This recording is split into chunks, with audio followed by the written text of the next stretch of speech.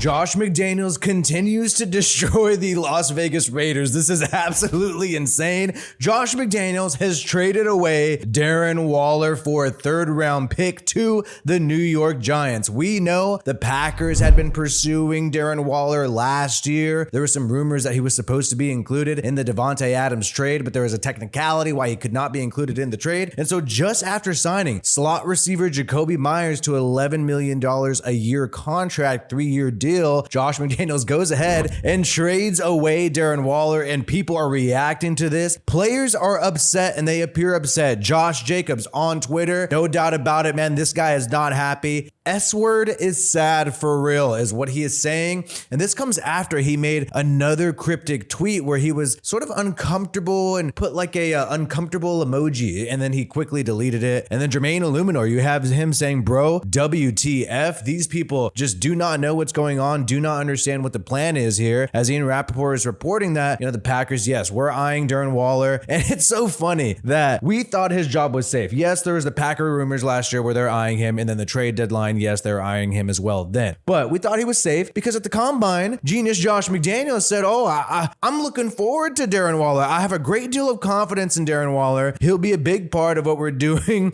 and we're going to do forward. And this was when he spoke at the NFL combine just recently. So to me, this is absolutely insane. I don't get why we're doing this. The Raiders only have Jesper Horsted, Cole Fotheringham, who is a undrafted free agent last year. The Raiders have basically no tight ends right now. Foster Moreau is a free agent as well. So it makes you wonder, like, what is the plan here, especially given the fact that the Raiders are only getting a third-round pick for Darren Waller. There are some rumors that the Raiders could have gotten a second-round pick for Darren Waller from the Packers last year, but now they're going to walk away and only get a third-round pick. And just like Derek Carr, in my opinion, sorry about this hair, this is another example of the Raiders moving on too late. If you would have moved on from Derek Carr last offseason, instead of doing all this stuff, hyping it all up, you would have actually gotten some trade compensation for him. If you would have moved on from Waller this past offseason, rather than giving him a contract extension, you would have gotten probably first-round picks or second-round picks, because Waller still had high value despite getting injured towards the end of the 2021 season. But then once he got injured again in 2022 and was not able to play, that's when I feel like his value went down altogether, and the production, has dropped off due to injury. But keep in mind, man, this guy was lighting it up in 2019, 2020 with John Gruden, with Derek Carr, broke Tim Brown's Raiders franchise receiving reception record. He broke that record in 2020, having more receptions in a single season than somebody like Tim Brown. So the guy is productive. The guy is talented. The guy maybe, raps a little bit. I know the fans got really upset when he released his song Turf Toe right after the Rams game. The Raiders get their ass whooped by the Rams in an embarrassing comeback win. And then Darren Waller, who was not able to play in that game,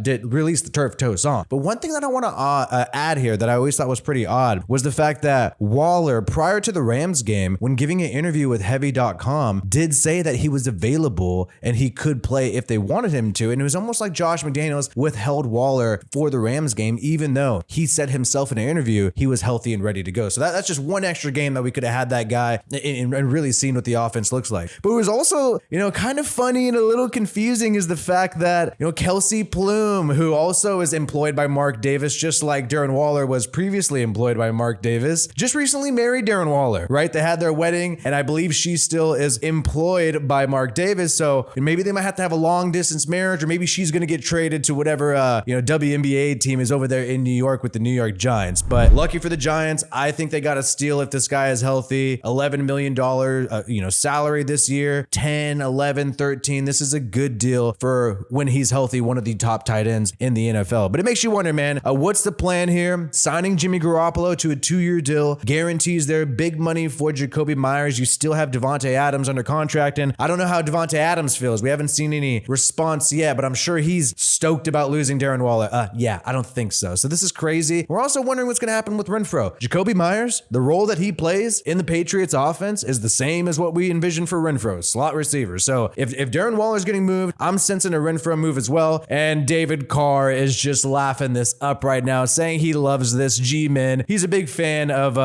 Danny Dimes and Daniel Jones and stuff like that. So David Carr having a laugh at the Raiders' expense right now while us Raiders fans are in pain. And you have Anthony Galaviz of the Fresno Bees saying that the Raiders have up to 12 picks now that we have that trade from the Giants. You also have the Atlanta Falcons pick that we got for Brian Edwards, the Dallas pick that we got for Hankins. So you got a decent picks in the later part of the draft, but still only one first round, only one second round, but you still got multiple threes.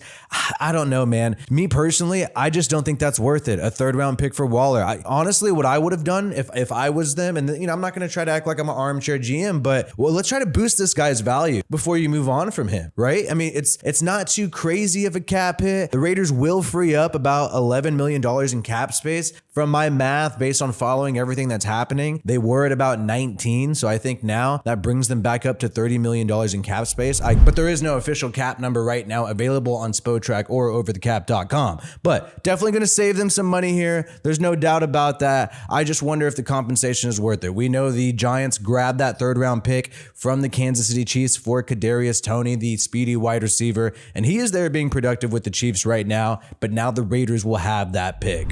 And the thing that really bothers me and what kind of pisses me off about all these roster moves that have been happening so far is it just feels like the Raiders are in limbo. They can't decide what they want to do. They can't decide if they want to go and try to compete for a championship, and they can't decide if they want to go ahead and rebuild. And you kind of can't do both at the same time. I mean, you could say you can, I'm never rebuilding, we're always competing, but also building. Like, that really is not how it goes, really, realistically. So going out there and trading for Devontae Adams last year makes no sense when you're trading away people like Darren Waller for a third round pick. Going out and extending Hunter Renfrow, and now it seems like he might be on the block since we signed Jacoby Myers. That doesn't make sense last year if you're going to move on from the guy anyways. And the same thing with Derek Carr. It just seems like the Raiders are not allocating their money correctly. You're signing people to signing bonuses for what? Just to get third round picks for them? Or maybe they just totally miscalculated on what they possibly thought they could do with the roster last year. And maybe they really believe they can compete for a championship last year, and now they're blowing it all up, because that's what seems like it's happening. But at the same time, I also don't understand the signing of Jimmy Garoppolo for big money, the signing of Chandler Jones for big money last year. And even though I freaking love Max Crosby and want him to be a Raider for life, the signing of Max Crosby last year. Now,